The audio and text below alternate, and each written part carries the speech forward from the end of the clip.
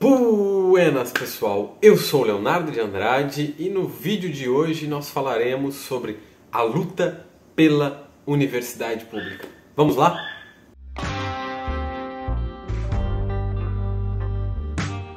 Bem, falar sobre a universidade pública iria requerer um esforço muito maior do que o que um único vídeo poderia comportar. Por exemplo, nós poderíamos falar horas e horas sobre o processo de surgimento da universidade no Brasil, sobre o seu processo elitista, sobre a exclusão da universidade, sobre uma série de relações mesmo que se colocam na universidade brasileira como temos hoje. Mas, o objetivo deste vídeo é justamente falar sobre a luta pela universidade pública que se coloca hoje.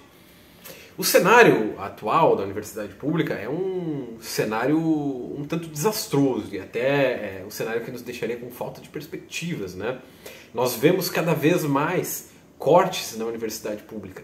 Esse não é um processo que aconteça agora, mas desde 2016, por exemplo, com o presidente Temer, nós vimos sucessivamente diferentes cortes, inclusive a PEC do teto de gastos, cortes e congelamentos na área da educação que afetaram de forma direta o funcionamento da universidade pública como um todo, ou seja, afetaram os cursos de graduação, afetaram os cursos de pós-graduação, afetaram as pesquisas no país, afetaram as bolsas. Somente as bolsas de pesquisa, como o caso das bolsas da CAPES e bolsas da CNPq, acabaram congeladas, elas têm o mesmo valor há mais de uma década, por exemplo. Então, dado a inflação que nós temos hoje, como é que pessoas que são da pós-graduação e fazem pesquisa poderiam se manter com o valor dessas bolsas? E no atual governo nós vimos sucessivamente também, a cada mês, cada semestre, um grande novo corte na área da educação, um novo congelamento, um novo contingenciamento de gastos que afetou diretamente a universidade pública. Para se ter noção, por exemplo, cerca de 3,6 bilhões foram cortados do MEC, afetando a unidade estrutural da universidade pública, impedindo que departamentos funcionassem corretamente, afetando uma demissão em massa de servidores externos, de terceirizados e contratados. E somente nos últimos 4 anos, 35 bilhões de reais deixaram de ser investidos na ciência, ou seja, deixaram de ir para as universidades, para as pesquisas científicas e deixaram de contribuir para o avanço do conhecimento na sociedade brasileira. Mas, para a gente poder entender tudo isso, poder entender essa luta que se coloca hoje na manutenção da universidade pública, a gente precisa entender alguns fatores, que é mais ou menos por onde a gente vai se guiar aqui no diálogo desse vídeo. Sendo eles, primeiro, o papel da universidade pública na sociedade brasileira, o processo de privatização da universidade pública e a universidade pública hoje. Como ela é, quais são as formas de salvar essa universidade pública e o que a gente pode fazer para manter uma luta unificada pela universidade. Bem, a primeira coisa é entender, que talvez muita gente não saiba, qual é o papel, afinal, da universidade pública na sociedade hoje. A universidade pública, a universidade como um todo, na verdade, ela atua sobre 3 pilares. O pilar da pesquisa, do ensino e da extensão. O principal papel da universidade em uma sociedade moderna, em uma sociedade altamente complexa, com múltiplas relações sociais e com muitas coisas acontecendo ao mesmo tempo, é a produção sistemática de novos conhecimentos, ou seja, é uma produção do pensamento, é uma produção cultural, são as pesquisas relacionadas à ética, as pesquisas relacionadas à pluralidade, as pesquisas relacionadas a gênero, as pesquisas relacionadas ao ser humano, as pesquisas relacionadas à educação, à saúde, segurança, enfim. E a universidade ela é responsável por esse arcabouço muito grande de pesquisas que às vezes são divulgadas, às vezes não. Essas pesquisas elas têm o potencial de acabar se tornando novos conhecimentos e afetar o desenvolvimento tecnológico da sociedade. Ou seja, a universidade, o papel da pesquisa tem um papel estratégico de produzir conhecimento, de produzir tecnologias novas que venham a agregar na vida da humanidade de uma forma positiva. Porque, às vezes positiva, mas por que isso? Porque justamente esse é o papel da ciência. O papel da ciência é conseguir produzir um avanço tecnológico. Em tese, a gente poderia dizer que um dos papéis principais da ciência é tornar a vida do ser humano mais palpável, mais segura, a vida do ser humano mais concreta, mais digna, mais fácil. A tecnologia, afinal, ela está disposta a nos servir. No entanto, a gente tem que ter cautela com essa ideia, porque a ciência ela não é neutra, a ciência pode servir a múltiplas realidades, ela pode servir a múltiplos objetivos, inclusive objetivos de opressão, como ela já serviu no passado e como ela continua servindo ainda hoje, porque afinal nem todos têm acesso às tecnologias. Agora, as outras áreas, né? O ensino tem uma área de formação, ou seja, uma área de conseguir levar o conhecimento para as pessoas, levar um processo de ensino-aprendizagem para que se formem cada vez mais pessoas no ensino superior e elas tenham cada vez mais capacidade crítica de enxergar o mundo através dessa ótica científica. Enquanto a extensão, é um papel muito complicado discutir a extensão, porque a extensão no Brasil ela tem alguns dilemas muito intensos que se colocam. Mas a ideia em geral da extensão seria conseguir fazer uma ponte entre esse conhecimento científico que é produzido na universidade e a sociedade. E fazendo essa ponte, esse conhecimento científico poderia ser utilizado pela sociedade, ou seja, pelas comunidades nas quais se faz a extensão, de forma a agregar cotidianamente na vida das pessoas. Então seria uma forma também da universidade conseguir estar inserida nas comunidades e as comunidades conseguirem estar inseridas nas universidades, de forma a universidade poder trabalhar em uma coesão com a sua comunidade no espaço onde ela atua. Então, a universidade tem um papel estratégico dentro das sociedades modernas e das sociedades complexas, que é esse papel da produção do conhecimento e do avanço científico. A gente vê o tempo inteiro nas notícias diversas produções tecnológicas que são feitas no seio da universidade, como por exemplo em 2020 um grupo de alunos de uma universidade em São Paulo, eu não vou lembrar o nome agora então não vou citar, criou um forno solar para as comunidades carentes em que eles não precisassem consumir gás e ter a necessidade imediata de um produto que está muito caro no mercado brasileiro. Recentemente nós tivemos a criação também de absorventes orgânicos que se decompõem no meio ambiente, utilizados a partir de vegetais, frutas, enfim, que foram criados por alunas de um IFSU. Então quer dizer, a universidade e os institutos federais também fazem parte desse arcabouço, têm um papel estratégico na produção do conhecimento.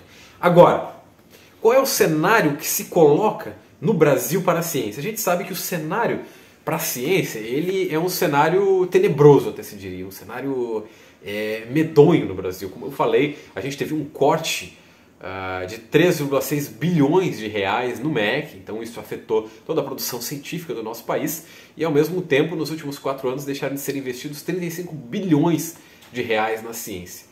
Imagina o que a gente poderia fazer com 35 bilhões de reais na ciência. O cenário que se coloca para a produção científica no Brasil não é um cenário fácil, com muitos pesquisadores e pesquisadoras recebendo bolsas que são ínfimas, dado os gastos que a gente tem hoje na vida cotidiana, bolsas que não tiveram um aumento, considerando a inflação monetária que nós temos no momento, e bolsas que têm regras muito rígidas e que não permitem a esses pesquisadores trabalharem ou fazerem outras funções trabalhistas, né? Ou seja, há uma precarização intencional do trabalho científico. Agora, a educação ela vive sobre um processo imediato de privatização. Eu já falei isso em outros vídeos, falei em textos, enfim. E eu quero falar aqui um pouquinho das 3 fases da privatização que afetam a universidade pública, certo? A primeira fase da privatização ela está muito relacionada ao surgimento do neoliberalismo no mundo e o surgimento do neoliberalismo no Brasil. Ou seja, ela pega um período ali da década de 90 e ela é muito intensificada no governo do Fernando Henrique Cardoso. É a primeira fase de privatização em que começam a se instalar no Brasil as universidades privadas e elas começam a abocanhar, né, os números de pessoas que não conseguem ingressos na universidade pública. Por quê? Mesmo com a reforma universitária na década de 70 e com uma breve ampliação de vagas, ampliou-se também em grande escala a demanda dessas vagas. E com a ampliação dessa demanda dessas vagas, criou-se a indústria do vestibular. O que é a indústria do vestibular? A indústria do vestibular é uma indústria voltada para atender essa relação do vestibular, que é um mecanismo de ingresso na universidade, mas também um mecanismo de exclusão dos sujeitos para que eles não ingressem na universidade, porque ali há uma peneirada dessas pessoas que podem acabar ou não ingressando na universidade. Geralmente, não ingressam na universidade pessoas que tiveram uma educação básica precária, pessoas que não cursaram a escola privada. As escolas privadas elas também passam a se voltar para a indústria do vestibular. Então tudo isso cria um mega conglomerado econômico voltado para trabalhar essas provas, para conseguir ingressar pessoas que possam pagar pelos pré-vestibulares e que possam pagar por escolas privadas, que criam seus terceirões, são o ensino médio voltado para a preparação do vestibular. E nesse cenário de pessoas que não conseguem ingressar na universidade pública, gera-se um contingente de pessoas que acabam buscando a universidade privada. Então, cria-se nesse momento o financiamento estudantil, bem aos moldes dos Estados Unidos, bem no modelo neoliberal, em que as pessoas conseguem empréstimos para cursar a universidade privada, para tentarem ascender e ter um ensino superior, enfim, para poderem modificar a sua vida e terem acesso a esse conhecimento. Quando chega o novo século, os anos 2000, a gente tem o processo de mercantilização da educação, que é a segunda fase de privatização que se coloca, ou seja, grandes conglomerados internacionais eles se instalam no Brasil, tanto na educação básica quanto no ensino superior, e eles são recheados de dinheiro. Existem os projetos governamentais, eles se voltam especificamente para esses conglomerados. Cria-se, por exemplo, inúmeros cursos de ensino superior de educação à distância. As universidades privadas elas se propagam pelo Brasil e um dos principais programas criados nesse momento é o ProUni, que completou 17 anos agora e que financia esses grandes conglomerados educacionais. Por exemplo, a Kroton, 70% da receita líquida da Kroton vem do ProUni. Há um grande corte de recursos educacionais que saem da universidade pública e são direcionados ao ensino privado. Por exemplo, 16% do orçamento total da educação acaba sendo direcionado a programas como o ProUni e o FIES para sustentar esses conglomerados. Esses conglomerados eles se espalham, eles criam N números de cursos de graduação à distância, eles criam cursos de especialização, de pós-graduação, a gente vê isso aí o tempo inteiro em vários comerciais, em várias ofertas, cursos que você completa em até 6 meses e coisa e tal, e todo um processo mercadológico que se instala na educação, e isso acaba tornando o ensino público cada vez mais precário. Essa mercantilização da educação na segunda fase, ela se volta também para o ensino básico, Porque grande parte desses conglomerados internacionais também tem escolas básicas. Mas houve uma luta aí muito intensa para que não houvesse um voucher da educação básica, como houve um voucher da educação do ensino superior, com o caso do ProUni. A terceira fase da privatização nós ainda estamos vendo, nós estamos vivendo ela, que é uma fase de precarização das relações de trabalho dos professores. Muitos cursos de pós-graduação têm fechado, tem sobrado vagas em vários cursos de pós-graduação de universidades públicas também. A educação à distância ela tem crescido cada vez mais, ela tem se espalhado cada vez mais sem uma regulação efetiva para saber se esses cursos são bons ou não, com aulas gravadas que foram gravadas há 6, 5, 10 anos atrás. Então, quer dizer, há também o envolvimento do terceiro setor por parte nessa fase da mercantilização da educação. Então são coisas que a gente tem para ver. E nesse processo, com a youtuberização dos professores, houve um grande corte de recursos que eram voltados para a ciência, que eram voltados para a tecnologia. A gente sabe que faz parte deste discurso do governo atual, que é um governo negacionista da ciência. Então tudo isso está ligado com esse processo. Agora, qual é o cenário que nós temos da universidade pública hoje? Ou dos institutos federais, a gente poderia dizer também, do processo científico. A universidade pública ela vem lutando para sobreviver.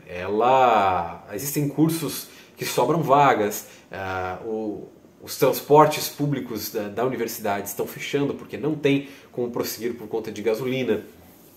A gente está vendo os restaurantes universitários também lutando para manter recursos.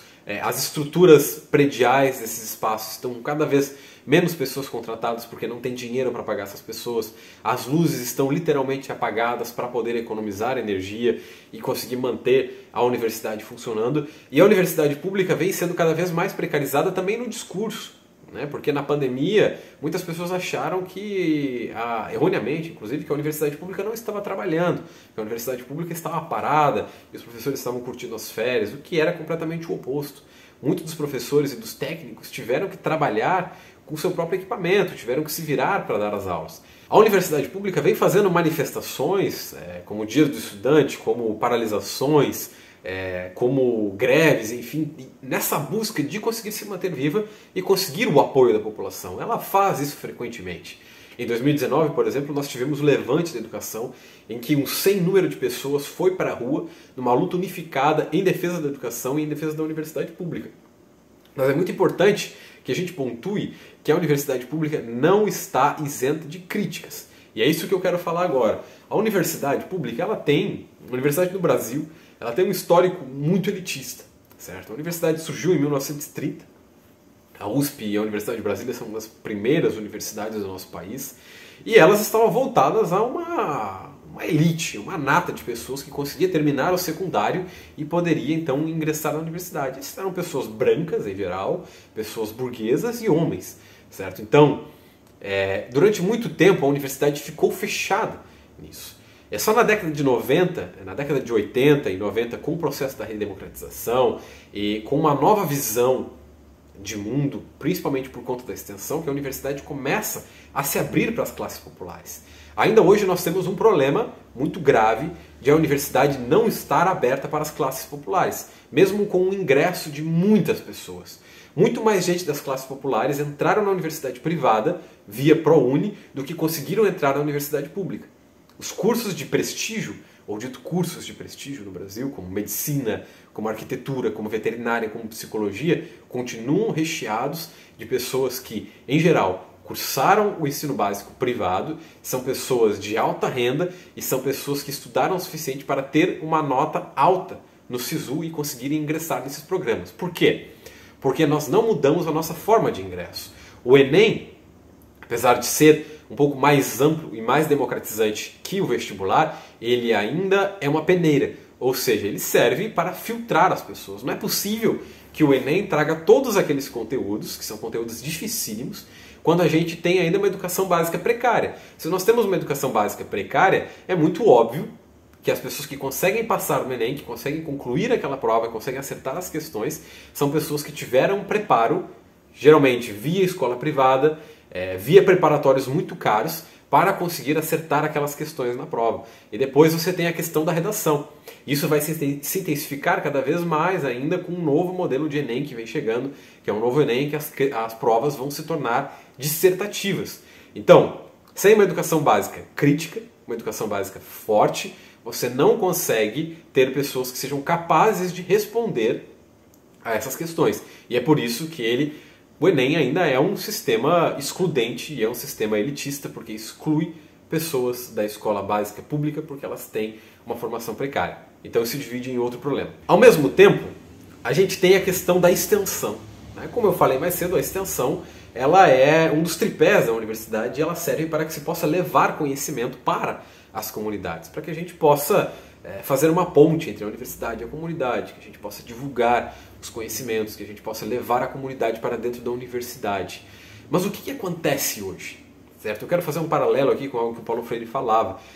No seu livro Comunicação ou Extensão, né, a gente tem esse dualismo. Será que a universidade hoje ela faz comunicação?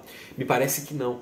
A universidade ela faz um processo de estender conhecimento, ou seja, ela pega esse conhecimento pronto, às vezes dito como acabado, e ela simplesmente leva ao outro lado como se o outro sujeito de nada soubesse.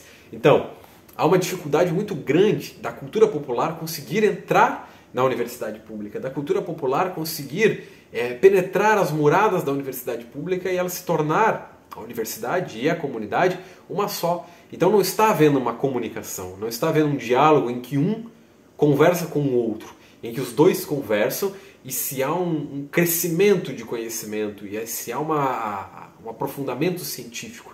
Não, a universidade ela faz uma extensão do conhecimento, ela leva esse conhecimento pronto, acabado, e ela entrega à comunidade como se fosse uma dádiva feita.